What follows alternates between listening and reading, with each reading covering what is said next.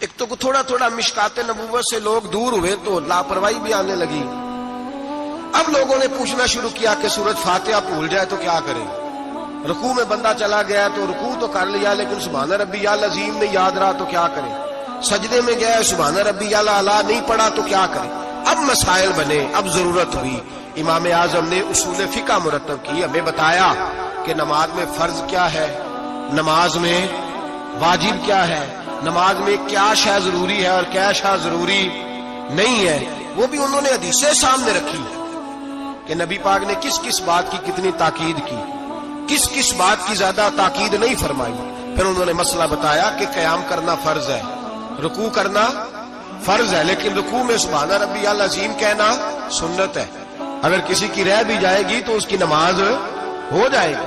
قوما کرنا فرض ہے, سجدہ کرنا فرض ہے, لیکن سجدے میں سبحان ربی الاعلی کہنا سنت ہے. رہ بھی گیا تو نماز جو سجدہ ہی نہیں کرے گا اس کی نہیں. تو یہ اصول بنائے امام اعظم نے.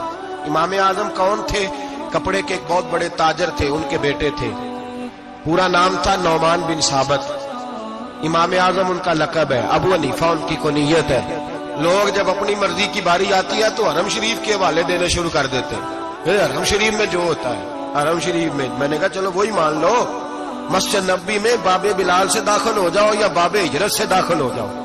مسجد نبی میں جب داخل ہوگے, اندر مسجد کے قدم رکھو گے دونوں دروازوں سے جا کے, تو جو کھلا سین ملے گا اس سین کے اوپر یوں سامنے نظر ڈالو گے تو 4 اماموں کے نام لکھے ہوئے فقہ کے.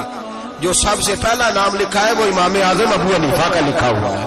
آج بھی مسجد نبی میں, آج بھی دوسرا امام شافعی کا, تیسرا حضرت امام مالک کا, چوتھا امام محمد بن حنبل کا.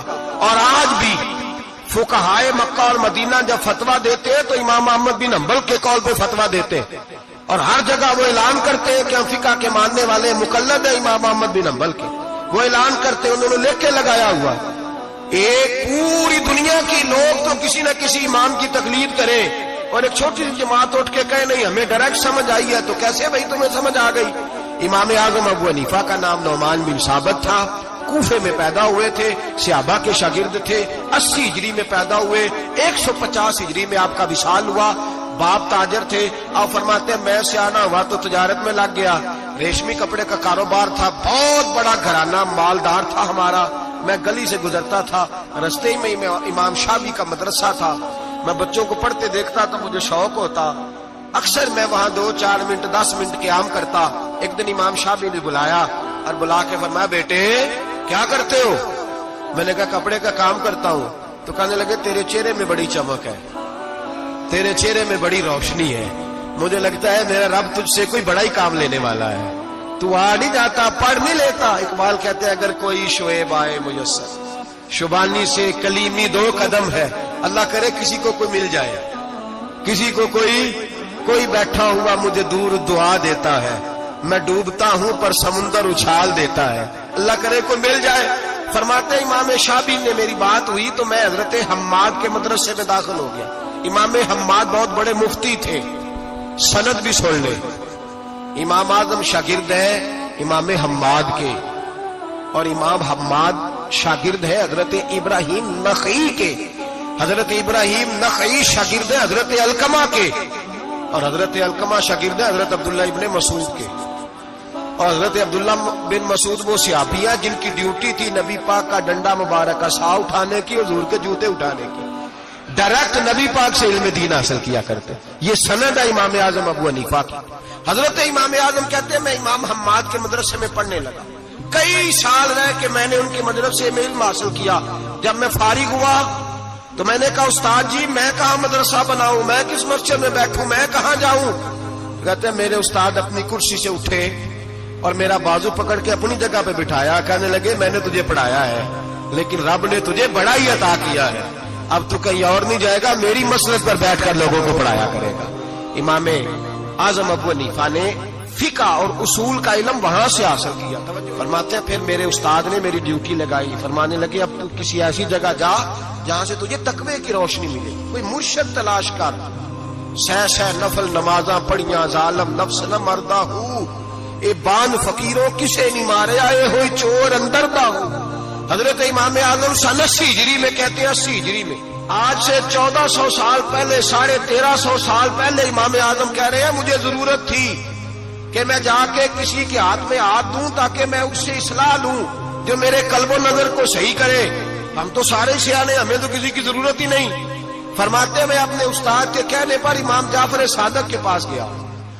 2 سال امام جعفر صادق نے مجھے پریکٹیکل کرایا. جو علم میں نے امام حماد سے سیکھا تھا اس پر عمل کرنے کا طریقہ مجھے امام جعفر صادق نے سکھایا. 2 سال. اور امام اعظم فرمایا کرتے تھے اگر وہ 2 سال نہ ہوتے تو میں ہلاک ہو جاتا. وہ 2 سال نہ ہوتے تو میں، فرماتے ان سے میں نے پڑھنا پڑھانا سیکھا. اور امام جعفر صادق رات کو مجھے ساتھ کھڑا کرتے اور ساری رات نفل پڑھاتے. وہ میری تربیت کرتے. وہ علم تو میرے اندر تھا لیکن عاجزی، تقوی، پرہیزگاری، عبادت، قرآن سے پیار، یہ مجھے امام جعفر صادق نے سکھایا. امام اعظم ابو حنیفہ بہت بڑے فقیہ بنے، پھر مدرسہ بنایا، پھر خانقاہ بنائی. پھر امام صاحب رحمت اللہ علیہ نے ساری زندگی رسول اللہ صلی اللہ علیہ وسلم کے دین کا پیغام دیا. ایسا بھی وقت آتا ایک آیت شروع کرتے تو ساری رات وہ آیت ہی پڑھتے رہتے. ساری رات علم پڑھایا، لوگوں سے پیار کیا، خلوص بانٹا. بہت بڑے مالدار تھے. ایک بہت بڑا نام ہے امام ابو مالک کا. یہ اتنے بڑے شخص ہیں کہ ہارون رشید نے انہیں قاضی القضاء بنایا تھا، چیف جسٹس بنایا.